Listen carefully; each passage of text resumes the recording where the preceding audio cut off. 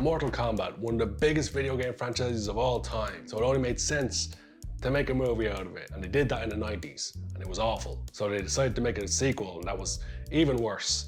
So now they decided to wait a little while, and they've made another movie based on a video game, which I mentioned in another video on the channel, never really works. Mortal Kombat sees MMA fighter Cole Young seek out Earth's greatest champions in order to stand against the enemies of Outworld in a high-stakes battle for the universe. That's the official synopsis of the movie. A movie based on a video game will never work, in my opinion. But this one, it's kind of weird. It's split in two different directions. As a movie, it's complete garbage. As homage to the video games, it's pretty good. I think fans of the video game will love it. I think fans of action movies will hate it. And it's definitely a movie that's going to split opinion this year. Now, Mortal Kombat is one of those things where if you love the video games, whether the fighting aspect or the story aspect, you're probably going to get a lot out of this movie. Now, if you went into this movie expecting a super amazing story that was going to stand the test of time, be one of the greatest movies ever, you were probably disappointed here. This movie was never going to have an outstanding story. Mortal Kombat itself has a story, but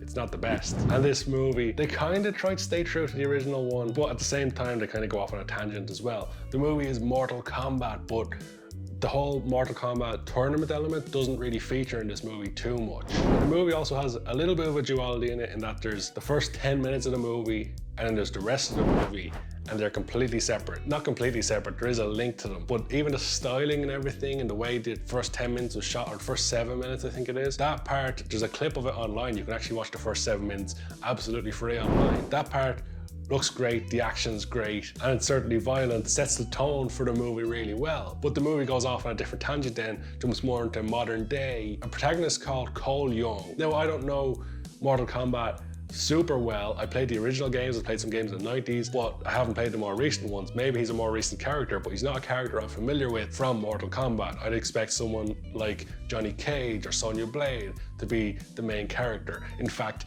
modern day, where they're trying to get more female-led movies, having Sonya Blade be the main character would have actually made a lot more sense. But instead they're bringing this guy Cole Young, who, you know, as I say, I'm not familiar with the character. Maybe he's in the more recent video games and they just haven't played them. I thought maybe Liu Kang might have been the main guy. I think he was in the 90s. It's basically like Avengers Assemble. They have to assemble their heroes. One by one, they have to establish the characters. And I think one thing this movie really lets itself down on, and one reason why overall the movie feels very rushed, is that they're trying to introduce all of the characters. Like, every character has to feature. The original game had like 8 characters, maybe like 9 or 10 characters, including the bosses that you couldn't be. And that's all this movie needed. But instead they tried to fit in everything. There's loads of pointless characters in there, like Melina, Natara, Reiko, Cable, even reptiles in there as like an actual reptile. And it just seems like they tried to squash so many characters in there just for the sake of it, whereas they only need like 6 to 8 characters really. And then Raiden, Shang Tsung as well. You know, Raiden and Shang Tsung, they always have their face off and like, I'm gonna win. No, you're not. Ooh. But this movie, as I say, was never going to have an outstanding story. This was all going to come down to the action and the fights. And yeah, it had its moments. That's the thing with this movie. It has its moments. The fights in themselves are so badly done. It's just hard to watch at times. So much quick cuts. The action's hard to watch, and that's because for the most part the action is actually fairly basic. The fights are nothing outstanding in the main parts of the fights. It's when we get to the end of the fight and we get to fatalities, that's when they become interesting. In particular, when Kung Lao gets his flawless victory, that's one that made me sit up and go, wow. I definitely jumped out of my seat for that one. I'm sure if you've seen the movie, you know the one I'm talking about. The spinning hat, the face through it, the slicing of it, very good. And I'm sure that's exactly what fans of the series wanted. They wanted to see the flawless victories, the fatalities, the blood. That's what Mortal Kombat's all about as well. This is a Mortal Kombat movie, and they're very much using the name Mortal Kombat to drive up anticipation of the movie. There's no big Hollywood name actors in there. There is some recognizable faces in there, of course. There's no superstars within this movie that will be known to like someone who's not familiar with Mortal Kombat to pull them into it. So it doesn't have the best cast, and that's evident, and the movie suffers because of that, in that some of the acting within the movie isn't the best, but it has its moments. The standout performer for me definitely was Kano, who stands out by a mile. Much better than everyone else. Perhaps one of the best characters within the movie. But the main characters for me in Mortal Kombat are always Sub-Zero, he's my guy, he's the one I always go to, and Scorpion. And both of those were good characters, but I just felt their costumes were awful. They had these masks. You know, we're all familiar with masks now for the last year. How long's it been? 20 years we've been wearing masks outside. The mask just didn't seem to fit and it looked kind of weird, and just for me it wasn't very good.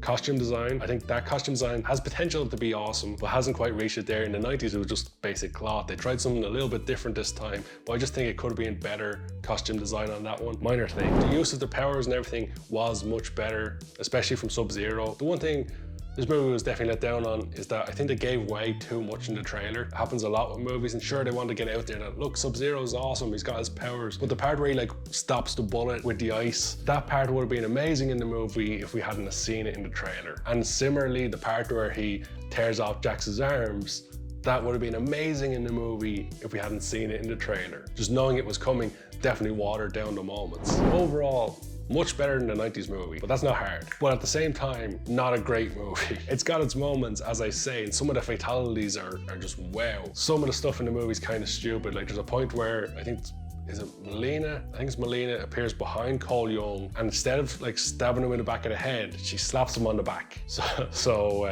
there's kind of some questionable things in there. The writing in the movie's awful. The story's not great. It highly relies on the action, and the action at times isn't great either, and it relies heavily on the fatalities. Without the fatalities in there, Mortal Kombat is awful again. But they do really well with the fatalities, and as I say, that Kung Lao one, that's going to live in my mind for a long time, for better or worse. But I definitely want to know your opinions on Mortal Kombat. Did you love it? Did you hate it? As I say, I think fans of the series and the video games might like it more than people who just love movies. From a movie perspective, awful. From a paying homage to the video game thing, I think it does much better, which leads me down to my rating for this movie. As I say, wasn't mind-blowing, slightly better than I expected. It has its moments. So I'm going to be generous, and I'm going to give it 5 out of 10.